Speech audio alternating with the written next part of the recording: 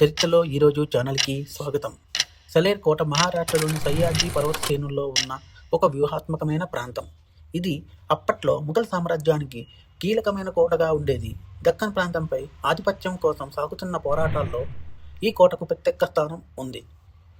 ఛత్రపతి శివాజీ మహారాజ్ కోటల ప్రాధాన్యతను బాగా అర్థం చేసుకున్న నాయకుడు. ప్రత్యక్ష యుద్ధంతో పాటు గెరిల్లా యుద్ధతంత్రంలో నైపుణ్యం కలిగిన వాడు. సలేర్ కోటను స్వాధీనం చేసుకోవడం ద్వారా ముఘల్ ప్రభావాన్ని తగ్గించగలిగాడు. మరాఠా శక్తిని ఉత్తర దక్కన్లో బలపరచాలన్నది ఆయన ముఖ్య లక్ష్యం. సహ్యాద్రి పర్వత భౌగోళిక పరిస్థితిని తమకు అనుకూలంగా మార్చుకున్నాడు.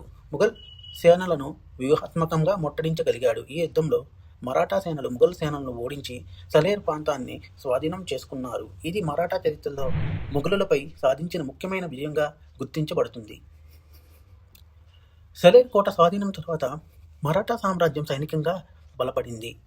ముఘల్ అజేయత అనే భావనకు భంగం కలిగింది.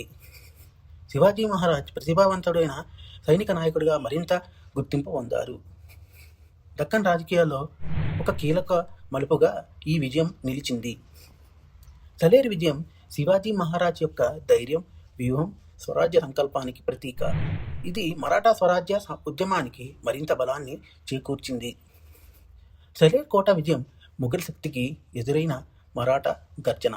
మా కంటెంట్ మీకు నచ్చినట్లయితే మా ఛానల్ని లైక్ చేయండి, షేర్ చేయండి, సబ్స్క్రైబ్ చేయండి. మా కంటెంట్ యొక్క వీడియోలు మీ వరకు నోటిఫికేషన్ రూపంలో అందాలంటే కింద కనబడుతున్న బెల్ ఐకాన్ని ట్యాప్ చేయండి. Thank you.